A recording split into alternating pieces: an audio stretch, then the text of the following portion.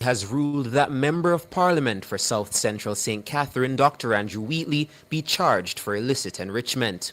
This follows an investigation into Dr. Wheatley's earnings, acquisition of assets, and sale of assets over the period December 31, 2013 to December 31, 2022. There are three more charges, the IC says it will lay against Dr. Wheatley based on its investigation covering the 9-year period. The details of the investigation are captured in an 89-page report prepared by the IC and tabled in the House of Representatives on Wednesday afternoon. George Davis reports. Dr. Andrew O'Brien Wheatley returned to Andrew Holness's cabinet less than a year ago, Wednesday, September 17, 2025, as Minister without portfolio in charge of science, technology, and special projects. Before that, the 53-year-old spent 7 years on the backbench after resigning as Minister of Energy in July 2018, owing to allegations of corruption and nepotism at the state-owned oil refinery Petrojam. In that matter, Dr. Wheatley was never charged with any offense, nor was any claim of misconduct even brought against him. His battle then was to clear his name of speculation and suspicion in the public square. Back then, he wasn't even required to defend himself in a court of law. But this is a fight of an altogether different kind. This time, the Integrity Commission has ruled that he should answer 4 charges relating to his income and assets between December 31, 2013 and December 31, 2022. The rulings form the crucial segment of a letter sent to the Houses of Parliament on June 11 this year by Executive Director of the IC, Craig Beresford. So what are the 4 charges? Charge 1, knowingly making a false statement in a statutory declaration. That charge, the IC says, is a breach of the Parliamentary Integrity of Members Act. Charge 2, knowingly making a false statement in a statutory declaration. That charge, the IC says, is a breach of the Integrity Commission Act. Charge 3, failing without reasonable cause to provide any information as the Director of Information and Complaints may require. That charge, the IC says, is a breach of the Corruption Prevention Act. So what has caused the IC to recommend these charges? Well, the Commission says when it did its tabulation of Dr. Wheatley's statutory declarations and its investigations for the 9-year period, it established that Dr. Wheatley had total income of $187 million. Broken out, this total income comprised of $4.8 million as his opening bank balance, $78.27 million in loans, $18.94 million in investments, $6.04 million for insurance policies, $51.38 million in salary and allowances, $542,000 for interest on accounts, and $8.69 million for rental income.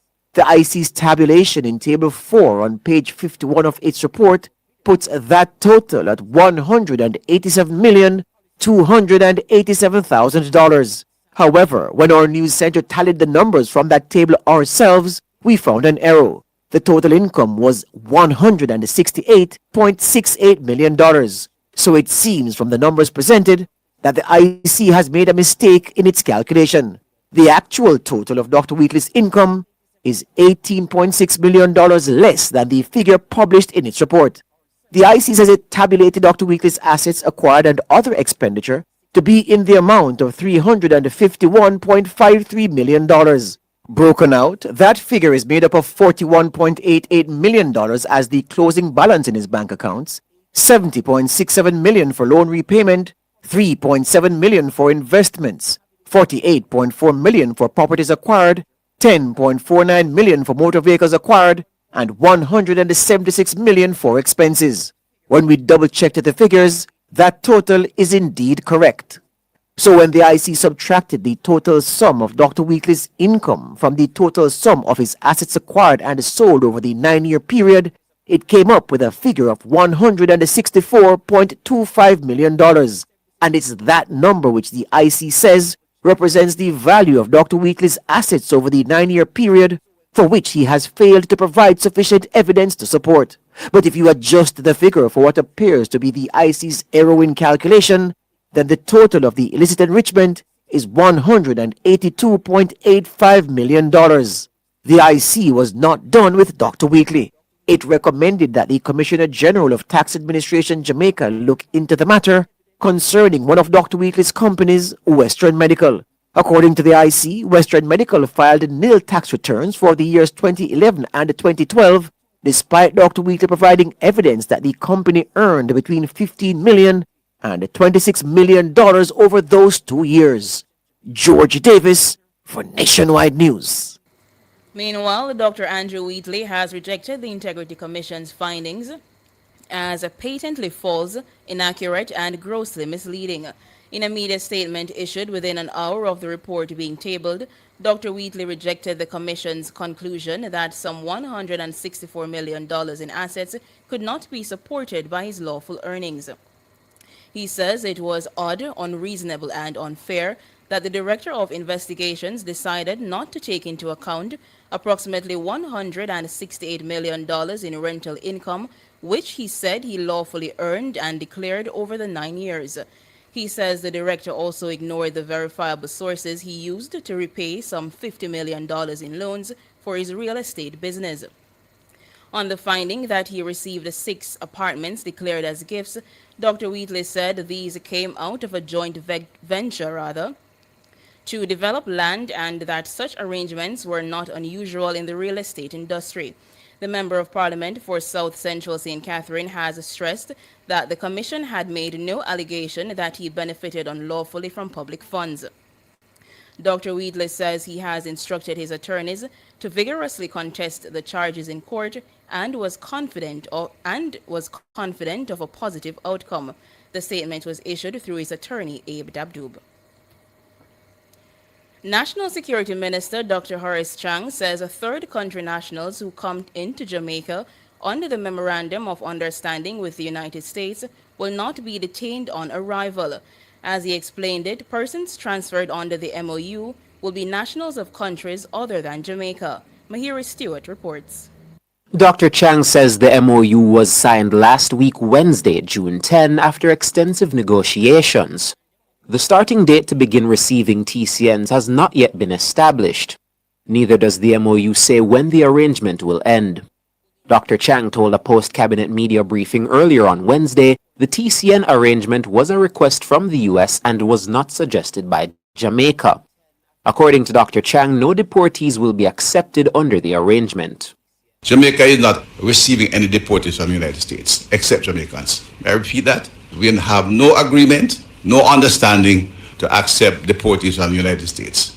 We accept every month 100 Jamaican deportees. And we have the expertise and the staff to manage their entry into Jamaica. That arrangement was negotiated by professionals so that they can come in a structured, organized manner and be resettled in Jamaica, their homeland. According to the United Nations Refugee Agency, a deportee is a person forcefully or physically removed from a country to their country of origin or a third country by the authorities of the host country. By the same source, a third country national is any person who is not a national of either the host state or the country from which they are removed. Minister Chang says none of the TCNs will be detained. There will be nobody detained, nobody with intention, as part of an international understanding, not a bilateral agreement. The activity to transition them to Jamaica is a bilateral agreement negotiated between the governments who are allies in many areas. Dr. Chang says the number of TCNs to be accepted is 25. He says if all 25 do decide to stay in Jamaica, immediate breaks will be applied to the program. He explains that TCNs who want to settle in Jamaica will have to go through the formal asylum application process. An agreement to transition to Jamaica, some third country nationals from the United States. The number is 25. It's an understanding, and at no time will the number exceed 25 because we have the right to refuse anyone at any time. And both parties can terminate the entire agreement without any long-term notice. The process is basically the operational procedure is still being worked out and then being negotiated by the professionals, and it will be some time before we see anyone landing here. So how will they be housed while transiting in Jamaica?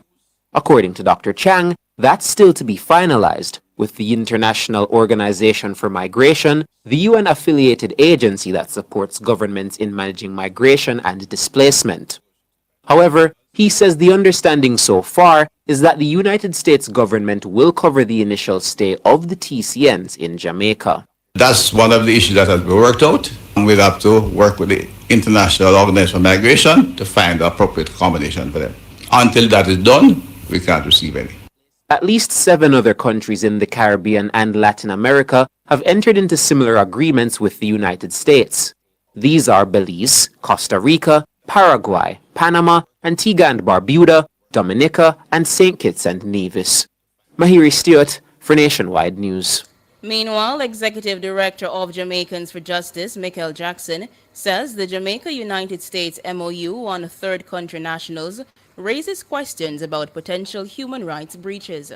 The challenge that we're having is that we are not aware of what those safeguards are, and the broader fear that we have is Jamaica complicit in what is ultimately a human right breach? And that is very problematic for us, because if you look at these circumstances and the procedures, due process, international law, US's own domestic law, there are certain procedures that the United States must follow regarding individuals.